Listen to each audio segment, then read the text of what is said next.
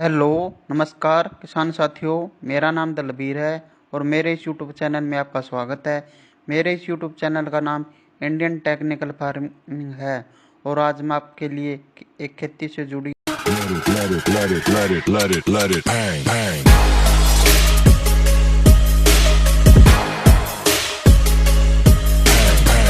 कि ग्वार की खेती किस तरीके से करें जिससे हमें ज़्यादा से ज़्यादा इनकम प्राप्त हो। ग्वार की खेती के लिए उपयुक्त समय कौन सा है? ग्वार की खेती के लिए फसल चक्र अपनाना क्यों जरूरी है?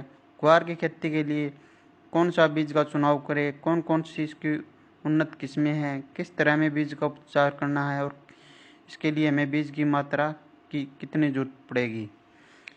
इसकी खेती सिंचित तथा असिंचित क्षेत्रों में की जाती है। ग्वार की खेती के लिए जल प्रबंधन का होना बहुत जरूरी है और इसमें कीट प्रबंधन व रोग प्रबंधन भी बहुत ज़रूरी है। इसके बाद हम इसकी कटाई व कटाई करते हैं। अब हम बात करते हैं कि इसकी बिजाई के समय कौन कौन सी सावधानी रखें जिसके कि बीज का अंकुरण 100% तक हो, जिससे कि हमें कम खर्च व कम समय में ज़्यादा से ज़्यादा फसल की पैदावार प्राप्त हो, जिससे कि हमें एक अच्छी इनकम प्राप्त हो। इस वीडियो को अंत तक जरूर देखें ताकि आपको खेती से जुड़ी सभी जानकारी प्राप्त हो। अगर आप चैनल पर नए हो तो इस वीडियो को लाइक, शेयर और चैनल को सब्सक्राइब जरूर करें ताकि अन्य किसानों को जानकारी प्राप्त हो अगर आप और आने वाली वीडियो की नोटिफिकेशन आपको मिलती रहे। चलिए वीडियो को स्टार्ट करते हैं। शुष्क व अर्धशुष्क इलाकों में होती है। यह गर्म मौसम की फसल है जिसे बाजरे के साथ मिलाकर बोया जा सकता है। इसे हरी सब्जी के रूप में भी इस्तेमाल किया जाता है। कुछ जगहों पर इसे हरे चारे के रूप में भी प्रयोग करते हैं। इसका अच्छा दाम भी मिलता है। इससे किसान सालाना लाखों रुपए की कमाई कर सकते हैं। इसकी खेती मुख्य तौर पर राजस्थान, हरियाणा, उत्तर प्रदेश, एमपी व महाराष्ट्र के कुछ हिस्सों में की जाती है। महाराष्ट्र में लगभग 9 हेक्टेयर क्षेत्र में इसकी खेती की जा रही है। कृषि विभाग के अधिकारियों ने बताया कि पशुओं को ग्वार खिलाने से उनमें ताकत आती है, दुधारू पशुओं की दूध देने की क्षमता में वृद्धि होती है। ग्वार से गोंद का निर्माण भी किया जाता है। ग्वार गम का उपयोग अनेक उत्पादों में होता है। ग्वार फली से स्वादिष्ट सब्जी बनाई जाती है। इसका इस्तेमाल दाल तथा सूप बनाने में भी किया जाता है। ग्रामीण क्षेत्रों में यह एक काफ़ी लोकप्रिय फसल है। हेलो, नमस्कार सभी किसान भाइयों का मेरे इस यूट्यूब चैनल में आपका स्वागत है। मेरे इस यूट्यूब चैनल का नाम इंडियन टेक्निकल फार्मिंग है। आज मैं आपको 365 ग्वार की वैरायटी के बारे में कुछ विशेषताएं बताऊंगा। ग्वार की 365 वैरायटी की पैदावार सबसे अच्छी होती है। यह ग्वार बिल्कुल वाइट होता है। अगर बारिश ज़्यादा हो जाए तो इस वैरायटी का रंग कुछ काला भी पड़ जाता है। की बुआई हरियाणा व राजस्थान में की जाती है। 1 एकड़ के लिए 5 किलो बीज पर्याप्त रहता है। इसकी बिजाई आप हल्की, मध्यम, भारी व रेतीली मिट्टी में की जा सकती है। 5 केजी पैकेट की कीमत 500 रुपये के आसपास होती है। 365 वैरायटी के पौधे की हाइट सबसे ज़्यादा होती है। इस वैरायटी में किसी भी प्रकार की कोई बीमारी नहीं आती है। अगर ये वीडियो आपको पसंद आए तो इस वीडियो को लाइक, शेयर, कमेंट और इंडियन टेक्निकल फार्मिंग को सब्सक्राइब करें। धन्यवाद। जलवायु। नंबर 7, खेत की तैयारी। नंबर 8, फसल पद्धति या फसल चक्कर। नंबर 9, बीज का चुनाव, बीज की उन्नत किस्में, बीज का उपचार, बीज की मात्रा। नंबर 10, बिजाई या फसल की बुआई। नंबर 11, फसल की बुआई तथा असिंचित क्षेत्रों में। नंबर 12, खरपतवार की रोकथाम। नंबर 13, 30 दिन के बाद निराई या गुड़ाई। नंबर 14, 30 दिन बाद सिंचाई। नंबर 15, जल का प्रबंधन। नंबर 16, कीट व रोग का प्रबंधन। नंबर 16, इंसेक्टिसाइड व टॉनिक का स्प्रे। नंबर 17, कटाई, फिर कटाई, फिर भंडारण। ये मुख्य सावधानियां हैं जो हमें ग्वार की फसल में रखनी चाहिए। ग्वार की खेती के लिए उपयुक्त समय। ग्वार की खेती खरीफ और गर्मी के मौसम में की जाती है। कालीन फसल की बुआई के लिए मई महीने का प्रथम पखवाड़ा उपयुक्त समय है। यही आप नहरी पानी से भी कर सकते हैं। देरी से बुआई करने पर पैदावार पर प्रतिकूल प्रभाव पड़ता है। वर्षा ऋतु की फसल की बुआई के लिए जून व जुलाई उपयुक्त समय है। वर्षा आधारित क्षेत्रों में जुलाई माह में वर्षा आगमन के समय ही ग्वार की बुआई कर देनी चाहिए। बाज़ार में बाजरा की बहुत सी वैरायटियाँ उपलब्ध होती है। मई महीने में हम अगेती वैरायटी व जून जुलाई में हम पचहत्ती वैरायटी या फिर हम समय के अनुसार ही वैरायटी का चुनाव करते हैं। खेत का चुनाव, इसके बाद हम बाजरा की बिजाई के लिए हम खेत का चुनाव करते हैं। अगर पहले उस खेत में सरसों की बिजाई की थी तो सरसों के फन्नों को रोटावेटर की सहायता से 1-2 बार अच्छी तरह से जुताई कर दे ताकि सरसों के फन्नों खेत में अच्छी तरह से मिट्टी में मिल जाए। फिर आप हैरों की सहायता से 2-3 बार अच्छी तरह से जुताई कर दे। फिर आप लेजर लेवलर की सहायता से खेत को समतल कर दे। अगर खेत पिरानी है तो आप रोटावेटर की सहायता से 2-3 बार जुताई कर दे। फिर आप हैरों की सहायता से उसकी 1-2 बार अच्छी तरह से जुताई कर दे या फिर आप कल्टीवेटर की सहायता से एक गहरी जुताई कर दे। अगर खेत नहरी है तो उस खेत को लेजर लेवलर की सहायता से समतल कर दे ताकि खेत की सिंचाई अच्छी तरीके से हो जाए। मिट्टी की जांच, सबसे पहले अपने खेत की मिट्टी की जांच करवा ले, जिससे हमें यह पता चल जाता है कि यह मिट्टी में कौन कौन से पोषक तत्वों की कमी है और खेत की मिट्टी किन किन फसलों के लिए उपयुक्त है और इस मिट्टी में कौन कौन सी फसलें उगाई जा सकती है, जैसे गेहूँ, चना, अरहर, सरसों, राया, बरसीन, गन्ना, आलू, मक्का, बाजरा, कपास। मिट्टी की जांच से हमें यह पता चल जाता है कि इस मिट्टी का पीएच मान कितना है और इसमें कौन कौन सी फसलें उगाई जा सकती हैं।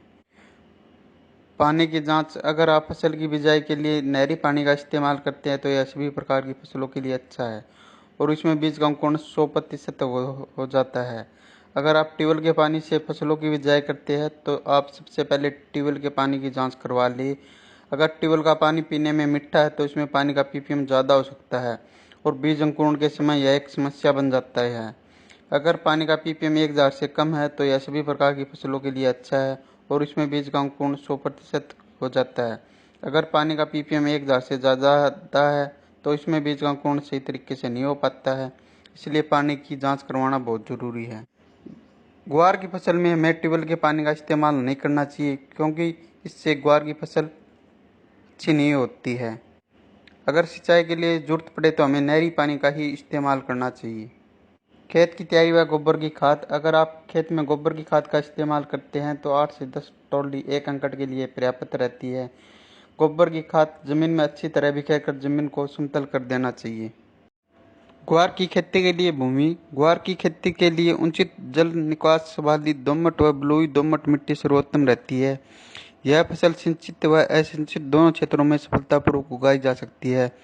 हल्की सारीय व लवणीय भूमि जिसका पीएच मान 7.5 से 8.5 तक हो, वहीं पर ग्वार की खेती आसानी से की जा सकती है। ग्वार के लिए एक जुताई मिट्टी पलटने वाले हल या डिसक हैरो से क्रॉस जुताई कर पट्टा लगा देना चाहिए। इसके उपरांत एक कल्टीवेटर से जुताई पर्याप्त रहता है जिसमें मृदा नमी संरक्षित रहे। जुलाई जून के द्वितीय पखवाड़े में ही करनी चाहिए। इस प्रकार तैयार खेत में खरपतवार कम पनपते हैं। ग्वार फसल के लिए जलवायु, ग्वार एक सूखा सहन करने वाली व गर्म जलवायु की फसल है। यह उन क्षेत्रों में आसानी से उगाया जा सकती है जहाँ पर औसत वार्षिक वर्षा 30 से 40 सेंटीमीटर तक होती हो। बीजों के अंकुरण व जड़ों के विकास के लिए 25 से 300 सेंटीमीटर के नीचे तापमान उपयुक्त होता है। ग्वार एक प्रकाश संवेदनशील फसल है, अतः इस फसल में फूल व फलियों का निर्माण केवल खरीफ के मौसम में ही होता है। अत्यधिक बारिश, बरसात व ठंड को यह सहन नहीं कर पाती है। जिन क्षेत्रों में अत्यधिक गर्मी पड़ती है परंतु सिंचाई की सुविधा उपलब्ध है, वहाँ पर ग्वार की खेती से भरपूर पैदावार ली जा सकती है। शुष्क और अशुष्क दोनों दशाओं में इसकी खेती आसानी से की जा सकती है। ग्वार एक उष्ण कटिबंधीय फसल है जो 18 से 30 डिग्री सेल्सियस के औसत तापमान पर पकती है। खरीफ की गर्म और आर्द्र जलवायु के कारण पेड़ों की वृद्धि बहुत अच्छी होती है। सर्दी के मौसम में इन फसलों की खेती लाभदायक नहीं होती है। यह फसल सभी प्रकार की मिट्टी में उगाई जा सकती है। अच्छे जल निकास वाली मध्यम से भारी मिट्टी में फसल अच्छी तरह से बढ़ती है। यदि मिट्टी की सतह फसल पद्धति या फसल चक्र को क्रॉप रोटेशन के नाम से भी जाना जाता है। किसी निश्चित भूमि में निश्चित समय वाली फसलों को लगातार अदल बदल कर बोना ही फसल चक्र कहलाता है। फसल चक्र का मुख्य उद्देश्य है किसी भी तरह के पौधे के लिए भूमि में मौजूद पोषक तत्वों के सदुपयोग से भूमि की भौतिक और जैविक स्थिति में संतुलन बनाए रखना होता है। लगातार फसल चक्र अपनाने से किसान भाई को फसल में आने वाली कई तरह की परेशानियों से छुटकारा मिलता है। फसल चक्र का इस्तेमाल कर किसान भाई अपनी भूमि से लगातार अच्छी फसल ले सकते हैं और इसके अपनाने से खेत की उर्वरकता भी बनी रहती है। जबकि एक ही फसल को लगातार उगाने से किसान भाइयों को फसल की कम उपज मिलती है और एक ही फसल को खेत में लगातार लगाने से मिट्टी में बीज जनित और मृदा जनित रोग भी बढ़ जाते हैं, जिसके कारण भूमि में विषैले गुण आ जाते हैं। भूमि के अंदर विषैले गुण उत्पन्न हो जाने पर भूमि में पाई जाने वाली छोटे उपयोगी मित्र कीट नष्ट हो जाते हैं और भूमि धीरे धीरे बंजर रूप धारण करने लगती है। फसल चक्र के फायदे। फसल चक्र के अपनाने से भूमि की उर्वरक शक्ति बनी रहती है। फसल चक्र के अपनाने से भूमि में अम्लीय और क्षारीय गुण, पोषक तत्व और जैविक पदार्थों की मात्रा संतुलित रहती है। फसल चक्र के अपनाने से फसल में कई तरह के कीट और बीज जनित रोग नहीं लगते हैं। इसके अपनाने से फसलों में पैदावार अधिक मात्रा में प्राप्त होती है, जिसकी गुणवत्ता भी अच्छी पाई जाती है। भूमि में फसल चक्र अपनाने से रासायनिक उर्वरक कम मात्रा में इस्तेमाल किए जाते हैं, जिससे मिट्टी दूषित होने से बचती है। फसल चक्र अपनाने से फसलों में रोग भी काफ़ी कम ही देखने को मिलती है, जिसकी वजह से किसान भाइयों द्वारा रासायनिक दवाओं पर किया जाने वाला खर्च भी कम हो जाता है।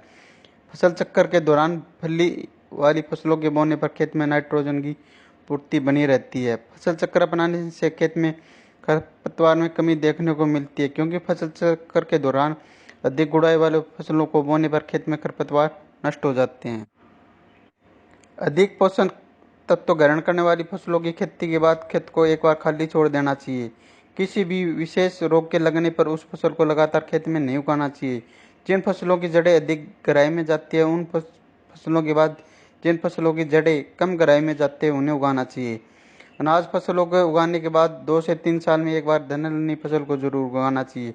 अधिक गुड़ाई वाली फसलों के बाद कम गुड़ाई की जरूरत वाली फसलों को उगाना चाहिए।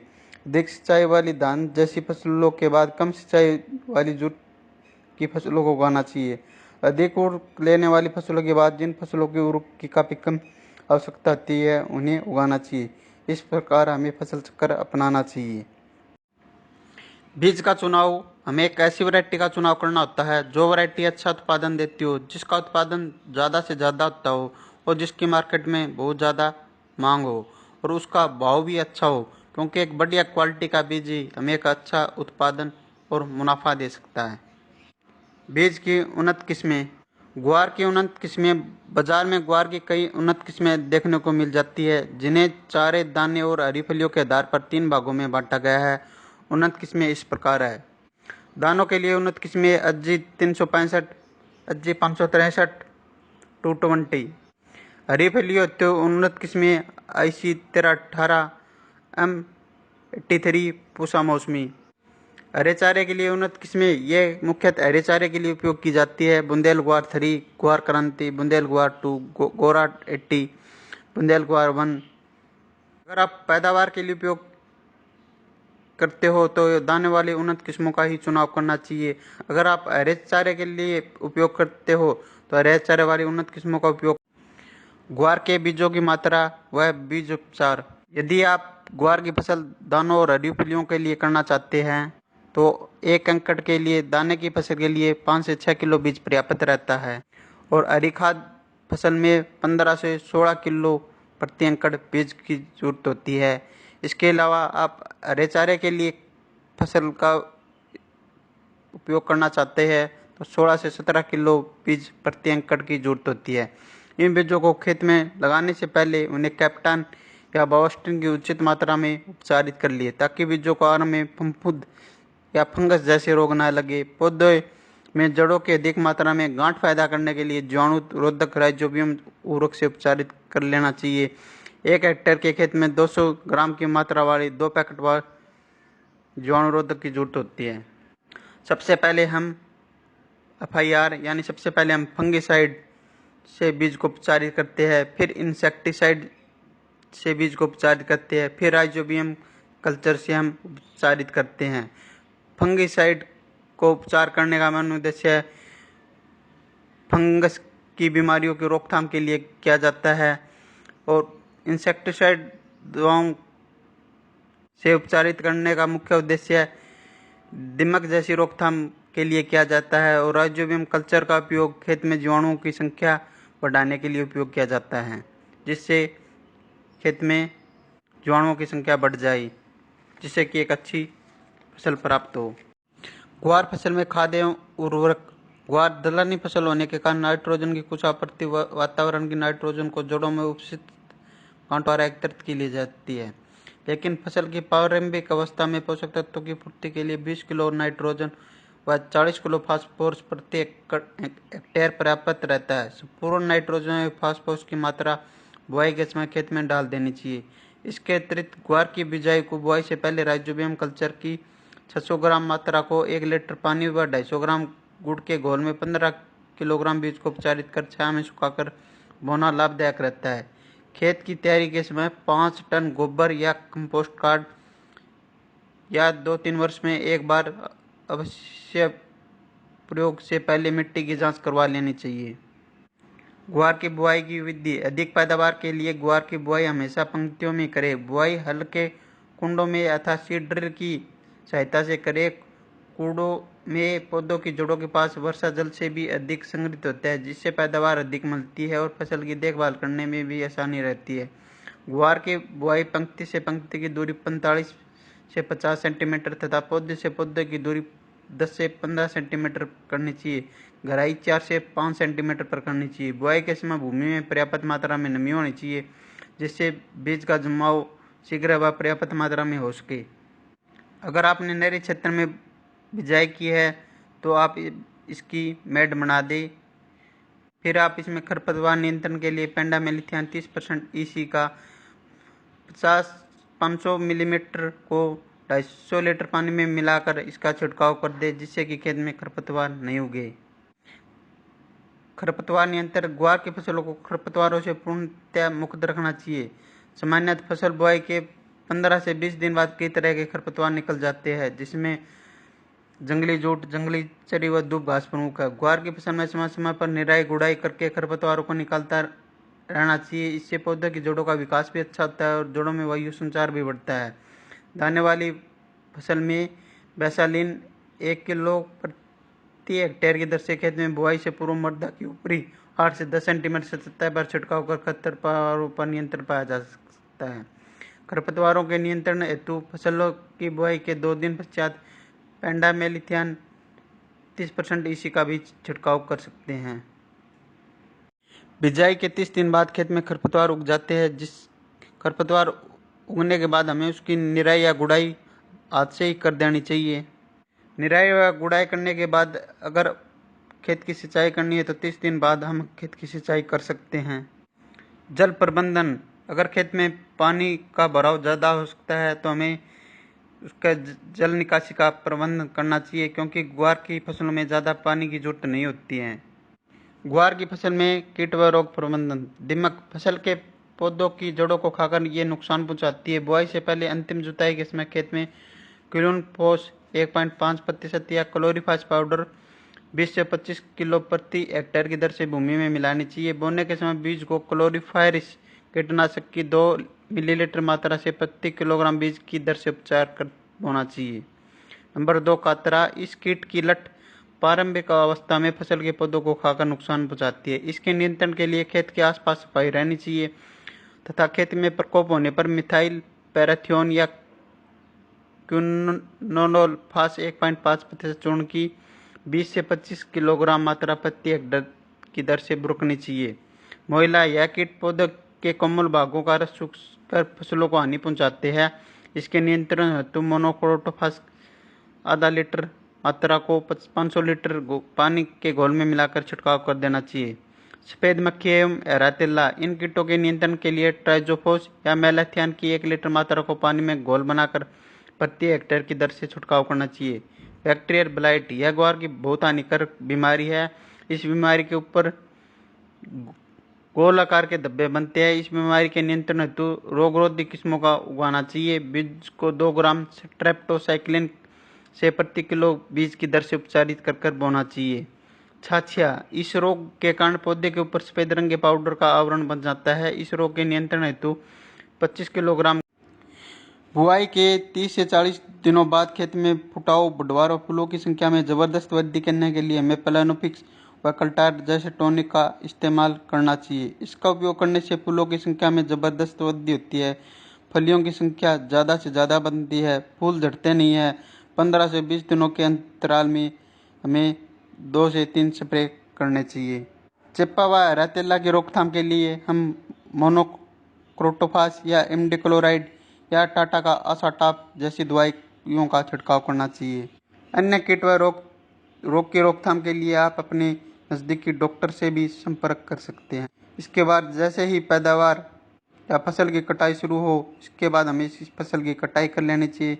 इसके बाद हम इसकी धूप में सुखा लेना चाहिए। इसके बाद हमें इसकी कटाई कर लेनी चाहिए। कटाई करने के बाद हमें इस फसल का भंडारण कर देना चाहिए। अगर आपको ये मेरी वीडियो पसंद आए तो इस वीडियो को ज़्यादा से ज़्यादा लाइक, शेयर व इंडियन टेक्निकल फार्मिंग को सब्सक्राइब करें। धन्यवाद।